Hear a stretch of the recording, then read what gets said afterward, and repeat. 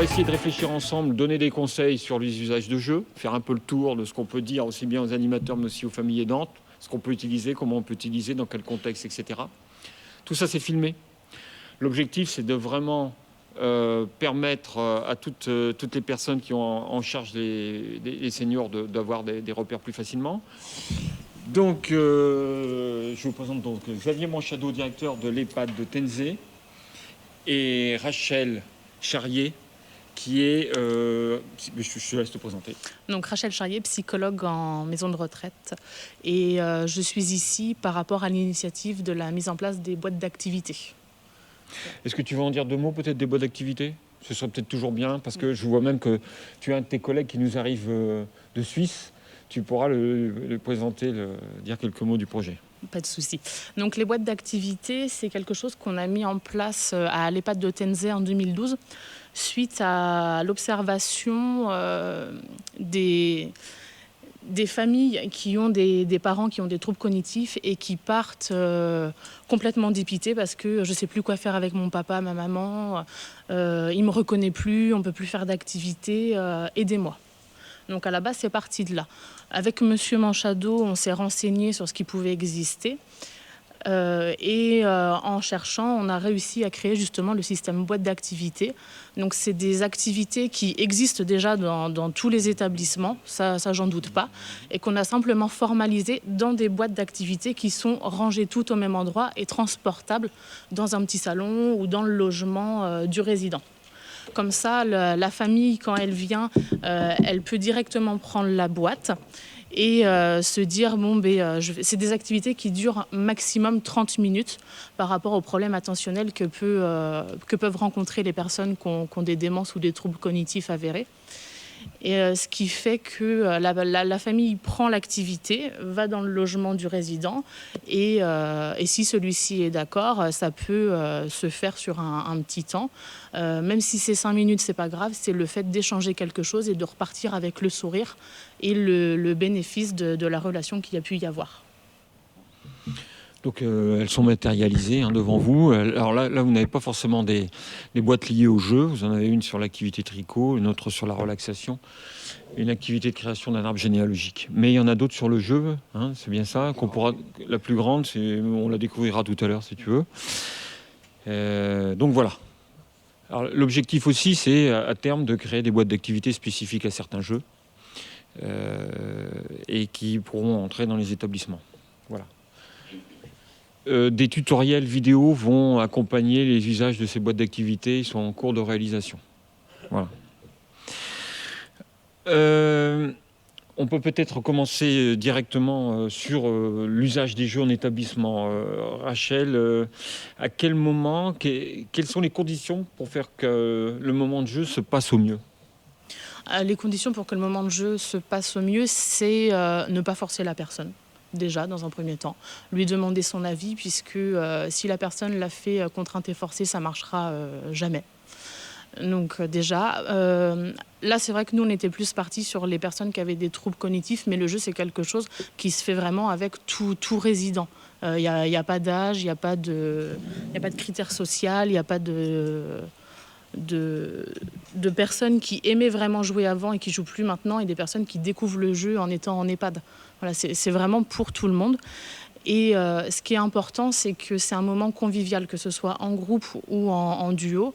C'est avant tout la relation qui passe par le jeu. Enfin, personnellement, c'est comme ça que nous, on l'utilise au niveau de l'établissement.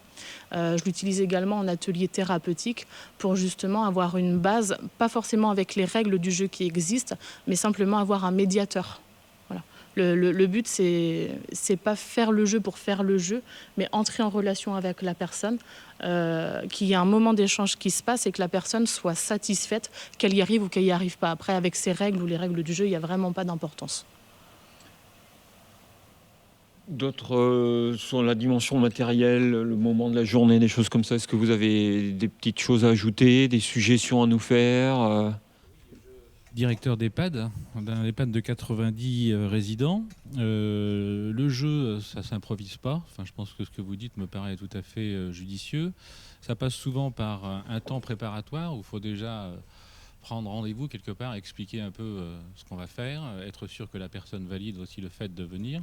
Donc il y a tout ce temps préparatoire qui vient aussi rassurer les gens, parce que souvent on refuse à la fois pas forcément le jeu mais la relation, la peur de l'autre, la peur de l'échec. C'est un ensemble de choses qu'il faut prendre en compte et donc ça demande un temps important. C'est pour ça que nos animatrices sont essentielles aussi dans nos maisons, parce qu'elles ont finalement le temps de... C'est aussi ça qu'elles doivent produire, et donc ça demande effectivement beaucoup de temps. Le jeu, il faut qu'il soit accessible, c'est-à-dire que pas surdimensionné aux capacités de la personne. Ça me semble être... et c'est pour ça que je trouve très intéressantes les boîtes que vous avez partagées avec les autres établissements des Deux-Sèvres. Il est évident que ça nous a donné quelques idées aussi pour essayer de produire nous-mêmes des solutions adaptées aux gens qui ont des troubles cognitifs importants, des démences, voilà. Les jeux de façon générale, là, on a quelques résidents qui sont venus au flip. Je ne sais pas si je peux avancer jusque-là, mais et on a amené les gens qui étaient, je dirais, physiquement les mieux et psychologiquement les plus aptes. On s'est aperçu, d'une part, il y avait cette notion de plaisir qui était importante. Ils ont pris du plaisir à venir, ce qui a été assez remarquable, parce que moi j'avais des doutes sur ça. La deuxième chose, c'est que quand même notre psychologue qui était présente et qui a accompagné toute cet après-midi remarquait que quand même beaucoup de jeux doivent être adaptés. Et des jeux, il y avait un jeu qui lui paraissait par exemple pas forcément adapté aux personnes qu'on avait, qui représentent pour moi aujourd'hui le haut du panier, si je peux me permettre de dire ça. Le Doodle, par exemple, elle trouvait ça très intéressant, ça a très bien fonctionné. Ce qu'elle remarquait, c'est que ce jeu il devait être adapté. Il y avait trop d'images différentes et des images qui ne leur renvoyaient pas forcément, qu'elle ne connaissait pas forcément, le petit dragon, le petit truc. Donc peut-être réadapté avec des objets du quotidien qui seraient plus faciles à identifier. Et limiter aussi le nombre, par exemple, d'objets présents sur la même carte. Ça lui semblait fondamental. Il y avait un jeu alors le Doodle lui paraissait intéressant, le rond domino, c'était aussi relativement intéressant. Et là, oui, parce que les gens ont pris beaucoup de plaisir. Moi, ça m'étonne un peu, mais voilà, faut bien acter le fait que ça ait donné du plaisir aux gens. Le bazar bizarre, par exemple, elle trouvait qu'il y avait une implication cognitive importante, impliquant rapidement une fatigabilité intellectuelle et un sentiment d'échec. Trop de choses, en fait, trop de choses en même temps. On venait en fait, ça demandait des facultés attentionnelles. En langage, ça demandait aussi beaucoup de choses.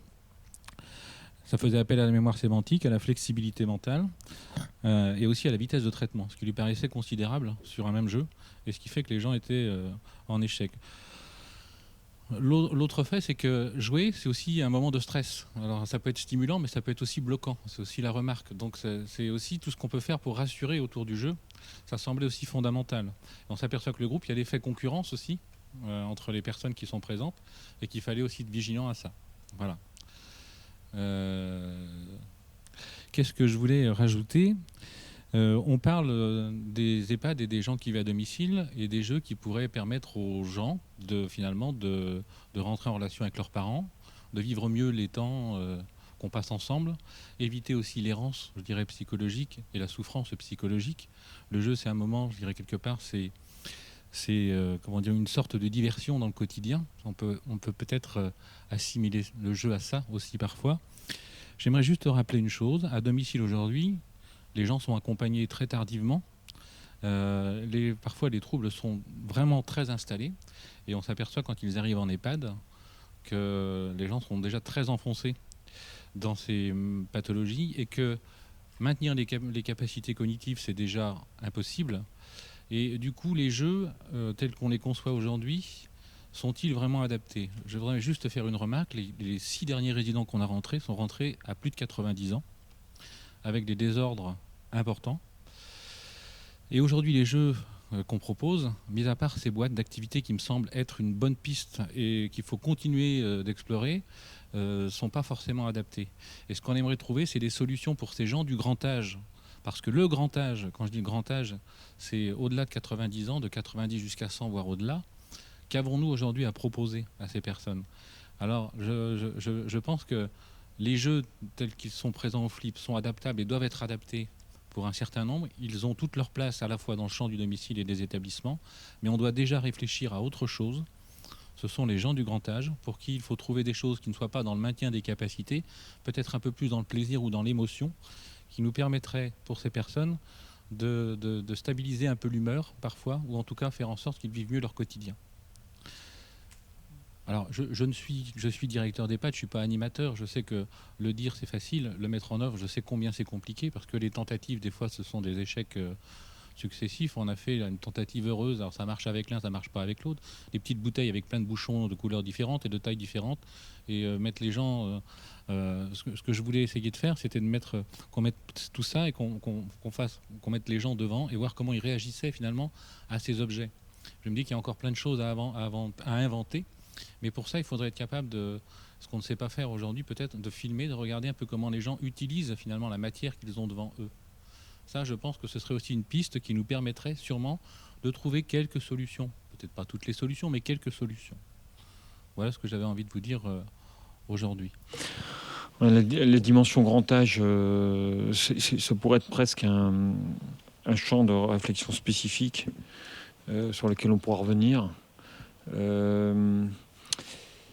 Moi, vous avez abordé des thèmes essentiels, hein, l'adaptation du jeu, l'attention à l'échec, éviter le stress, vraiment adapter le jeu par rapport aux facultés des personnes qui vont l'utiliser.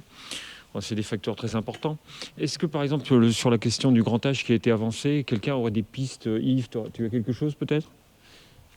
Je suis Yves Massardi, animateur à Niort. Une vision d'animateur. Vous avez évoqué le weebullying et les plus de 90 ans. Je peux témoigner, enfin je pense Pascal aussi, que les plus de 90 ans se sont mis au weebullying d'une manière assez étonnante. Enfin pour nous aussi ça a été une surprise. Ils se sont appropriés le jeu. C'est un exemple parmi d'autres. Et du coup, ce qu'il faut savoir, c'est que le weebullying est très adapté et qu'en plus, il y a plusieurs degrés de participation. On a donc nous-mêmes été amenés à faire 2 niveaux de groupe. Parce que certains s'y étaient tellement mis qu'ils commençaient à avoir un niveau un peu expert, et les autres qui débutaient étaient trop lents. Donc il fallait faire 2 groupes, vraiment. Et l'avantage aussi, c'est que le jeu, quand on vient en spectateur, on peut avoir envie de tester. Et là, on a une vraie réponse. Je ne crois pas me tromper en disant que la première année où on a fait le Silver Geek, le trophée départemental, il y a 2 ans, les 2 vainqueurs, les deux résidentes vainqueurs qui ont été à la Gamer Assembly de Poitiers, l'une avait 92 et l'autre 89. Et il y en a une qui était d'ailleurs un peu maltraitée par le son de la Gamer Assembly. Il faudra qu'il baisse le son la prochaine fois, parce que c'est terrible. Bon. Et donc voilà, ça c'est un exemple parmi d'autres. Adapter les jeux, 100% d'accord. Ce qu'on a vu ici, on a vu des jeux ici, le Timeline, c'est ça, on en parlait, hein, vraiment, qui paraît vraiment très adapté au niveau du contenu, mais alors au niveau de la forme, effectivement, il y a des choses à revoir. Je pense que pour nous, c'est un outil à géométrie variable, c'est-à-dire que, comme tu disais Rachel, on est à la fois dans la possibilité de la relation duel et puis dans le weebullying où on va avoir 30 personnes qui applaudissent, qui soutiennent une équipe. Enfin, les collègues pourront préciser, apporter aussi leur vision. Mais je pense que c'est vraiment un outil pour nous qui est... Et la dernière chose que je vais évoquer suite à la journée du 6 juillet, c'est qu'on s'est installé dehors, parce que nous on n'est pas venus, voilà.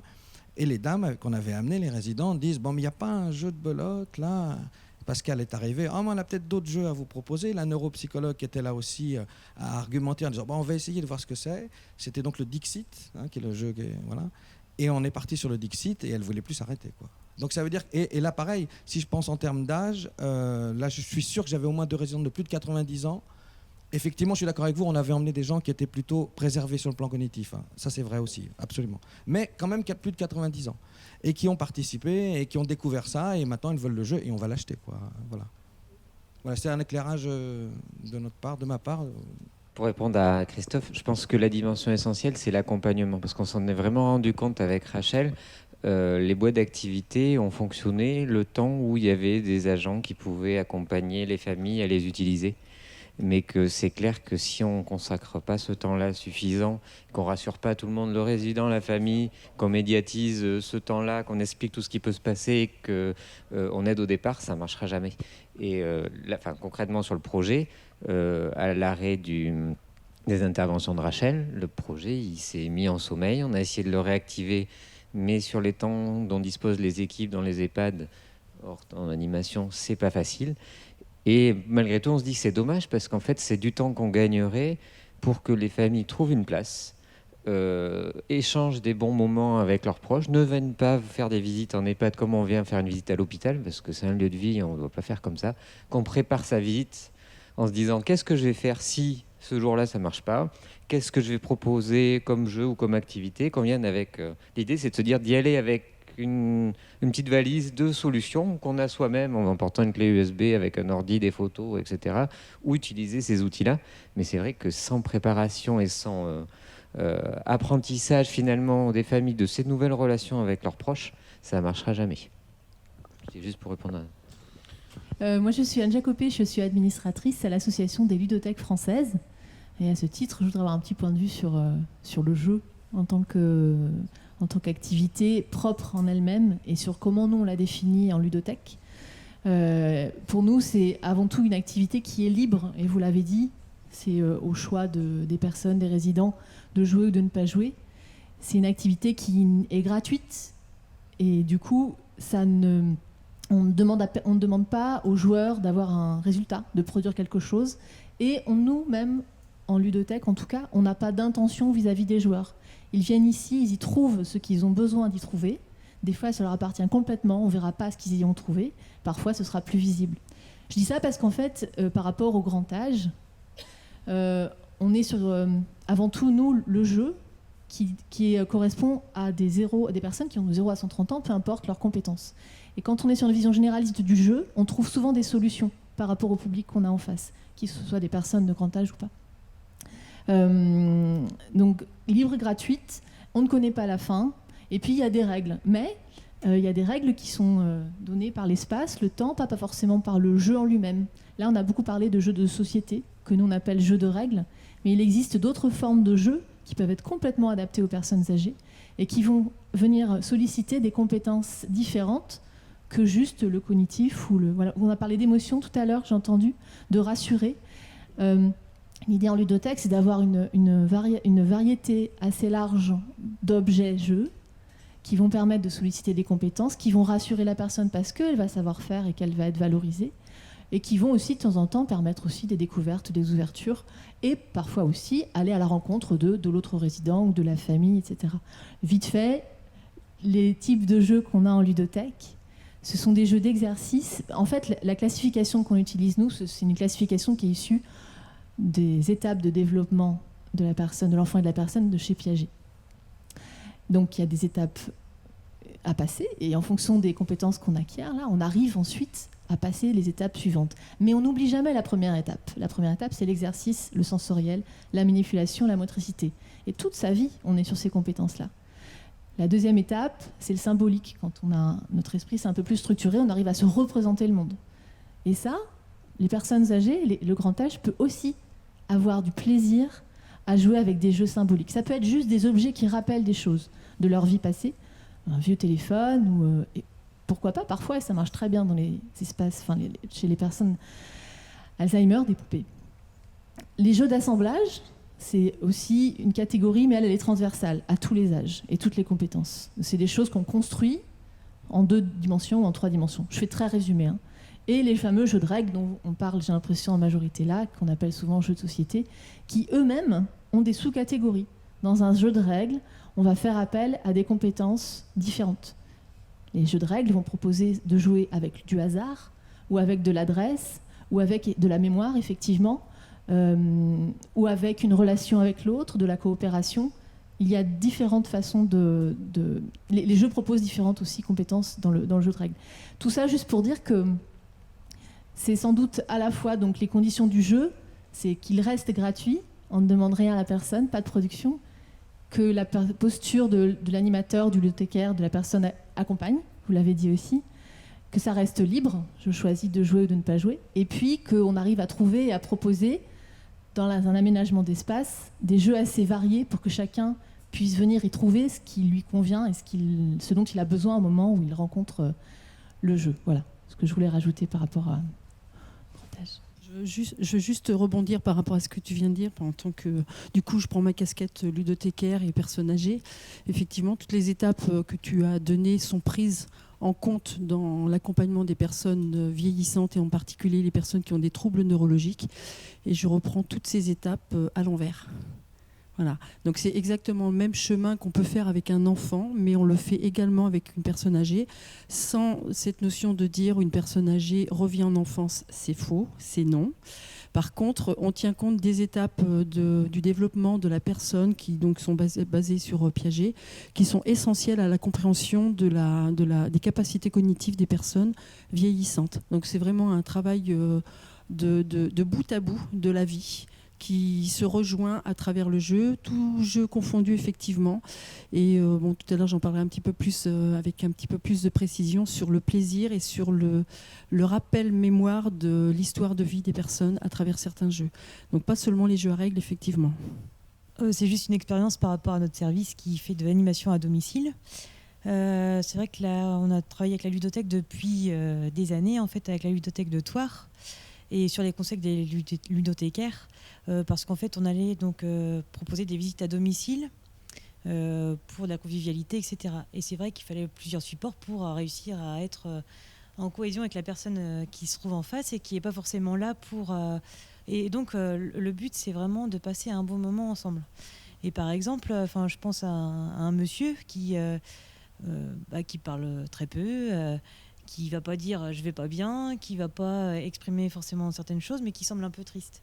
Et du coup, grâce aux différents jeux et des discussions entre collègues, ce qu'on a vu, c'est que c'était les jeux où il fallait physiquement se dépenser, quoi. Sur des coussins d'air, là, des petits palets qu'il faut le mettre dans le but d'en face, etc. Et là, d'un seul coup, c'était le rire jusque-là, c'était la compétition avec la personne d'en face. Et donc là, on était au même niveau, en fait. On n'était pas là pour venir apporter un service en plus. Voilà. C'était vraiment, on était... c'était un moment de convivialité partagée dans les deux sens, quoi. Du coup, ça a été après une piste pour trouver d'autres jeux dans ce même système, mais en changeant un peu les règles, en changeant de support, mais donc après avec le ludothécaire, trouver d'autres jeux dans ce système-là pour continuer. Et après, ça l'a amené à aller en animation en groupe. Je regarde mes collègues qui sont là, en se disant, tiens, à domicile, ça a bien fonctionné. Parce que physiquement, c'est là que ça a permis d'avoir un moment d'échange visuel, de sourire, etc., un moment de bonheur, on va dire. Et du coup, après, il s'est mis à aller au bowling, mais le vrai bowling, là. Voilà. Et donc, peut-être que ce monsieur-là, on n'aurait jamais pensé à lui si on n'avait pas trouvé la petite flamme qui fait que ça permet de communiquer, quoi. Et je vois aussi, par rapport aux animations domicile de mes collègues, une super chose. Donc là aussi, c'était le nain jaune et la belote. Voilà. C'était très compliqué d'en sortir. Mais le fait qu'il y avait la ludothèque et qu'on ait des jeux différents à chaque fois, on les a poussés. Hein. Il faut bien les pousser un peu. Autrement, on resterait toujours... Mais les pousser en se disant, on est tous dans la même galère, quoi. Nous aussi, on ne connaît pas le jeu. Nous aussi, on ne sait pas les règles. Allez, c'est parti. Et du coup, on a commencé par des petits jeux genre ni oui ni non. Voilà. Et ça fait marrer tout le monde. Et on rigole des autres parce que, en fait, on est tous dans le même bateau, quoi. Et ça, c'est ça qui fonctionnait bien, en fait. Les jeux oraux où tout le monde... je pense que c'est ça, ouais, que même, j'allais dire, par rapport on fait des jeux de mémoire. Alors, c'est non jeu de mémoire, mais c'est toutes les mémoires que vous faites toutes les semaines. Et c'est des jeux, quoi, en fait. On est là pour s'amuser. Et le fait que le groupe soit là et connu des animatrices, on sait qui peut faire quoi, et puis c'est avec l'intuition, après au bout d'un moment on sait ce qu'il faut faire, quoi. Et oui, on adapte les règles, mais c'est vrai que le fait d'avoir travaillé avec beaucoup de jeux différents, et ça permet nous aussi d'ouvrir, en fait, sur certaines choses, quoi. Et après, c'est vrai que les personnes, ils peuvent jouer avec leurs enfants, leurs petits-enfants, et c'est très bien, parce que sans ça, c'est plus difficile. Je suis désolé d'insister, hein, mais j'ai l'impression qu'on ne vit pas dans la même réalité quand je vous entends. Là, vous me parlez de gens qui sont capables de jouer au nain jaune, à la belote, des gens comme ça. Je ne nie pas, encore une fois, avec eux, on peut développer plein de choses. C'est relativement facile et aisé. D'ailleurs, des fois, on s'aperçoit qu'ils n'ont pas forcément besoin de nous pour mettre en œuvre des choses. Et ça se passe plutôt bien. Si chez Xavier, ils ont été obligés d'inventer quelques boîtes, c'est qu'on était, à mon avis, dans des situations où le jeu, tel que vous en parlez aujourd'hui, déjà c'était compliqué l'accès à ce jeu-là. Donc c'est pas par hasard que déjà Xavier a pris cette initiative. Je veux juste rappeler que quand je parlais du grand âge, pour réajuster, au-delà de la barrière du grand âge, c'est surtout l'état psychique et psychologique de la personne dont je voudrais parler plutôt qu'une question de l'âge. 70% des gens qui sont dans l'établissement que je dirige sont déjà dans les troubles cognitifs, et pour, je dirais, on va dire, allez, 40 personnes, on est déjà très enfoncé. Je dis juste que le jeu devient compliqué. Et en fait, nous aussi, on essaie de trouver des dérivatifs. On a copié ce que vous faites. Je suis désolé, Xavier, de te dire ça, mais c'était le but. Je trouve que c'était une initiative heureuse. Enfin, quelqu'un avait essayé de chercher. Voilà, ça nous a donné quelques pistes de travail. Et c'est à ces gens-là que je pense. Je suis désolé parce que même s'ils ne sont pas capables de jouer, je rappelle que ce sont des êtres émotifs et que du coup, ce qu'on doit chercher avec les jeux, c'est plutôt ça. Il me semble que c'est plutôt intéressant que l'émotion soit positive ou négative. Mais souvent, elle permet l'expression et elle permet déjà d'être dans la vie. Ça me paraît, après, on peut être dans leur monde, mais c'est déjà une relation à la vie, au corps. Enfin voilà, je me dis, c'est quelque chose qui puisse nous permettre d'être liés, quoi. Voilà, et d'avoir un retour aussi de l'autre. Voilà, c'est de ça dont j'avais envie de parler. Après, ça n'enlève pas, je dirais, l'intérêt de tous les jeux et de la nécessité d'adaptation. Hein, voilà. Mais peut-être que je me trompe. Bonjour, Romuald de la LF aussi. Je suis aussi animateur et ludothécaire dans une ludothèque itinérante, et j'interviens régulièrement en EHPAD. Et j'ai même fait un peu de formation auprès des animateurs en EHPAD. Je vais faire comme vous, je vais répéter ce que vous a dit ma collègue tout à l'heure. Et, enfin, deux collègues d'ailleurs, on rappelait tout à l'heure. Je vais vous parler moi de l'étape de ce qu'on appelle les jeux sensorimoteurs. Et vous avez déjà en partie répondu à ce que vous disiez tout à l'heure. Tu expliquais tout à l'heure que tu faisais l'inverse, parce qu'on dit les choses très très vite, mais il y a toute une étape en fait au niveau des jeux. Oui, les jeux à règles, qui sont les premiers auxquels nous pensons tous, oui, malheureusement, ça n'est plus accessible aussi bien à des personnes âgées qui vivent une dépendance que d'ailleurs des personnes handicapées. C'est le même principe. Par contre, les jeux sensoriels leur sont accessibles. C'est par justement une expérimentation de différents sens que là, vous allez pouvoir retoucher ces personnes-là. Certaines vont détester. Vous aurez des personnes, elles vont vous prendre des pièces de bois, elles peuvent même vous les balancer dans la salle, c'est pas très plaisant, mais elles vont revivre cette expérience. Puis d'autres, au contraire, le fait de toucher, je pense aux jeux en bois, parce que dans les jeux d'assemblage en bois, on fait aussi appel beaucoup à la mémoire des personnes, mais pas la mémoire. Ce qui leur reste, c'est leur mémoire sensorielle. Une qu'on oublie beaucoup. Et là, à ce moment-là, vous avez une chance de redéclencher des choses, donc cette notion de plaisir. Et puis, à partir de ces étapes-là, il y a des choses qui peuvent reprogresser. Non, ne vous interdisez pas d'aller utiliser ces choses-là. Oui, comme tu disais tout à l'heure, c'est un petit peu le côté progression inversée. Alors, vous avez, dans un autre domaine, on parlerait d'un diagnostic et vous essayeriez des outils pour voir ce qui peut fonctionner, ce que les personnes vont s'approprier. Si vous partez d'entrée de jeu, ce qu'on évoquait en aparté avec ma collègue, avec des jeux dits à règles, c'est pas que le jeu n'était pas adapté, c'est que la sélection n'était pas bonne au départ. Donc du coup, il ne faut pas s'interdire un certain nombre de choses. Il y a des jeux qui ne sont pas accessibles à des personnes, malheureusement, parce que leurs compétences ne se permettent plus. Mais n'oubliez pas d'essayer ces choses-là. Ça peut être c'est pas la solution. Hein. Vous parliez beaucoup tout à l'heure de boîte à solutions. C'est une solution. En tout cas, réessayer, participer au diagnostic pour que les personnes partent de leurs propres expériences. Et souvent, l'étape des jeux de motricité permet vraiment pas un redémarrage, mais en tout cas une réappropriation possible. Mais ça ne marchera pas avec tous et il n'y a pas de recette efficace à chaque fois. Je veux être très clair par rapport à tout ça. Je n'ai pas de doute sur ça. C'était... comment dire, qu'est-ce qui nous manque alors? La formation des animateurs qui est à revoir? Est-ce qu'on doit réorienter les choses? Est-ce qu'on doit... Non, mais je pose la question. Est-ce que du coup, ces choses, comment se fait-il qu'on soit pas, qui existent, ces choses qui vont toucher l'émotion? Pourquoi est-ce que on n'est pas plus au courant, ou pourquoi est-ce qu'on les utilise pas plus? Pourquoi est-ce que c'est les liens avec les ludothèques qui sont à développer? Enfin, je me dis juste qu'est-ce qu'il y a à faire, parce que moi je trouve qu'il y a quelque chose d'important à faire autour de ça, dans l'intérêt des gens qu'on accompagne, hein.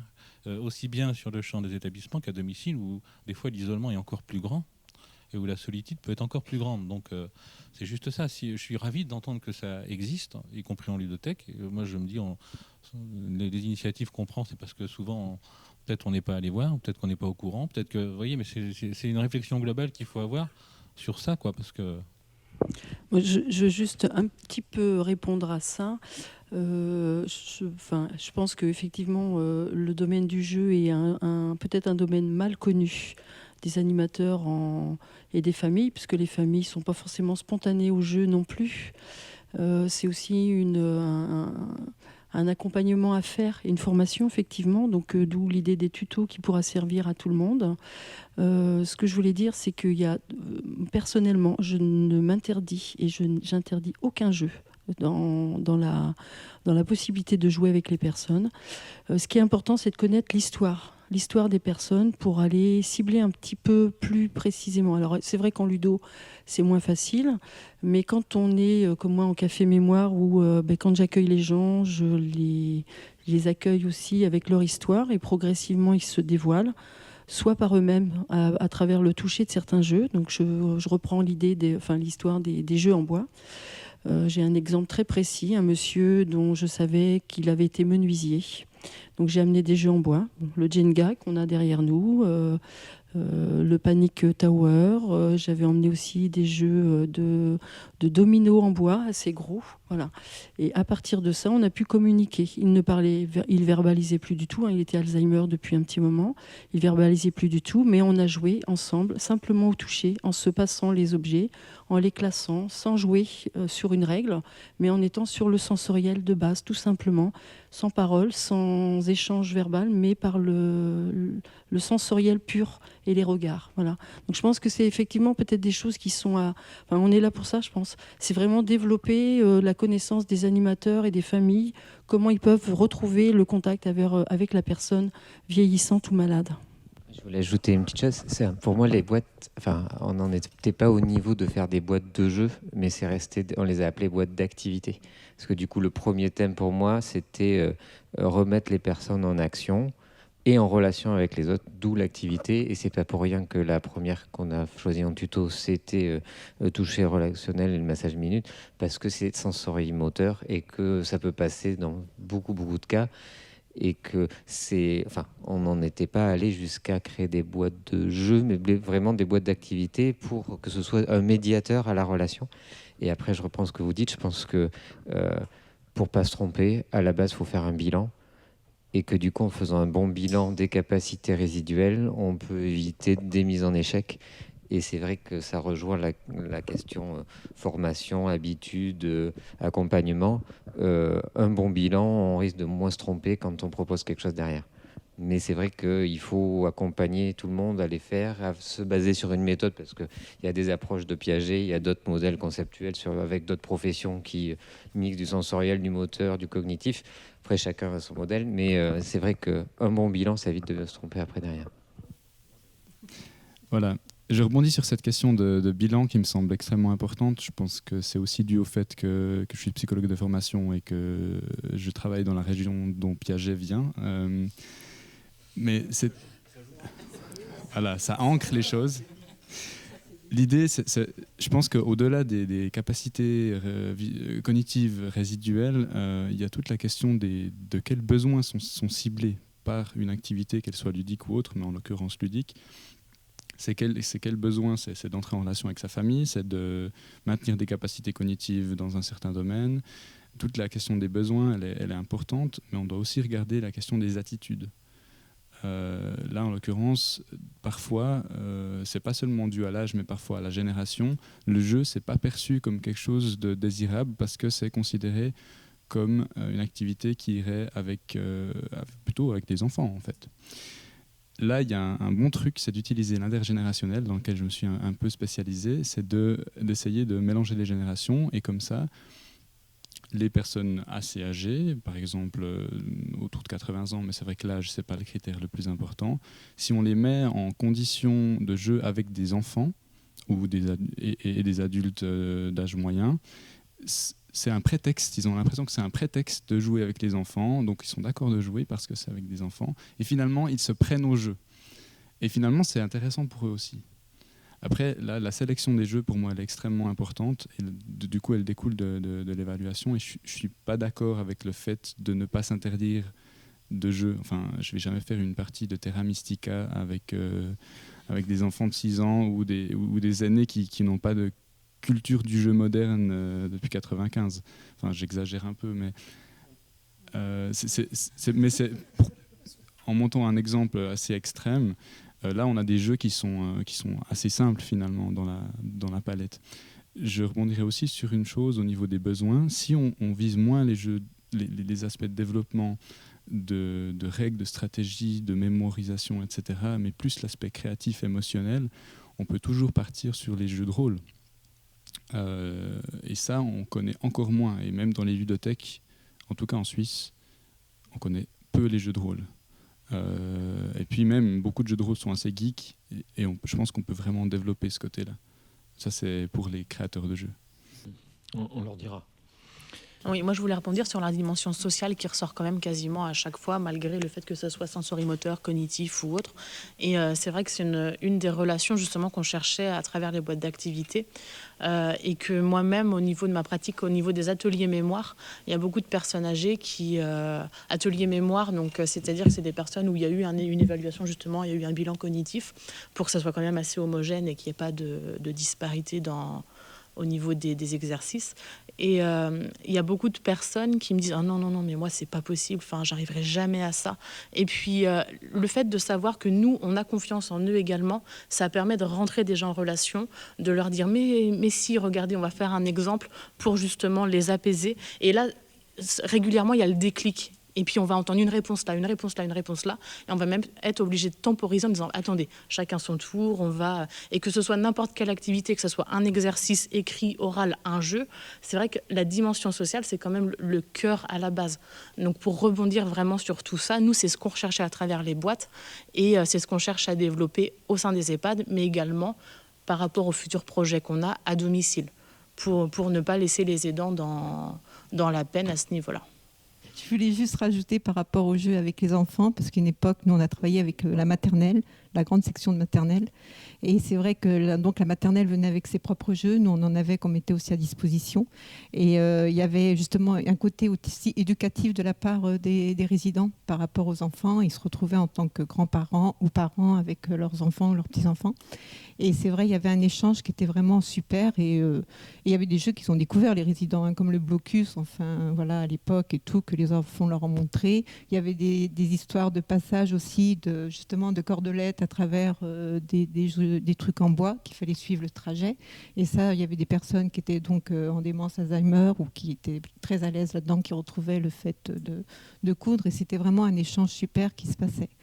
Après, pour dire aussi au niveau jeu collectif, nous on a fait une rencontre il n'y a pas longtemps avec mes collègues, certains collègues animateurs, et je pense qu'il y a tous ces jeux aussi de lancer, comme jeux de boules, jeux de quilles et tout ça, qui sont super, je veux dire, simples, où les résidents se retrouvent en petite compétition, mais retrouvent de l'habileté, hein, du plaisir à jouer, et c'est vraiment génial, et c'est basique, et c'est tout simple, et c'est vraiment le jeu collectif comme ils ont pu avoir à une époque, quoi.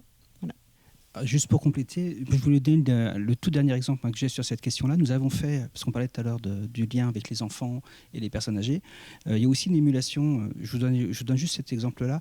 On a fait un inter-EHPAD et un inter-centre de loisirs. C'est-à-dire que nous avions des personnes qui venaient de plusieurs EHPAD, alors d'une même communauté de communes, bon, ça c'est pour l'aspect géographique, et des enfants qui avaient déjà plus ou moins côtoyé aussi des aînés, alors dépendants ou pas. Et là-dessus, ce qui était intéressant de voir, c'est qu'il y avait plein d'interactions qui se faisaient. Exemple tout bête, on avait des personnes âgées qui venaient pour la première fois rencontrer le jeu, ou les jeux, et puis aussi des enfants. Donc avec des petits freins, nous on ne joue pas. C'est pas notre génération. Vous parliez tout à l'heure, beaucoup de personnes de 80 ans et plus, c'est vrai qu'elles jouaient beaucoup moins que ma génération et celle du dessous. C'était plutôt en milieu rural, dans des cas très très précis. Et ils étaient autorisés, on va dire, par l'institution à jouer à certains moments, mais ils bossaient beaucoup. Et la notion de jeu, pour eux, était quelque chose de moins prégnante que nous aujourd'hui. Et bien là, à ce moment-là, par l'observation des enfants qui vont vers les personnes âgées ou des personnes âgées qui connaissent déjà certains jeux et qui les expliquent aux enfants, alors ça c'est vrai que c'est avec des personnes beaucoup plus autonomes, hein, faut le reconnaître, eh bien on arrive à avoir aussi cette petite mayonnaise qui prend vraiment souvent, et ça c'est aussi ça qu'il ne faut pas non plus oublier, c'est que les personnes âgées, entre elles sont aussi des exemples pour s'approprier cet objet qu'elles ne connaissent pas toujours, qui est le jeu, et qui existe dans une très très grande diversité. Juste ce témoignage-là pour vous donner en fait plein de diversité réelle dans ces supports. Bien. Pour clore cette première partie d'échange, je voudrais vous faire part de mon expérience et puis peut-être de corriger une petite erreur que j'aurais dû que je vais faire, que j'ai corrigée maintenant.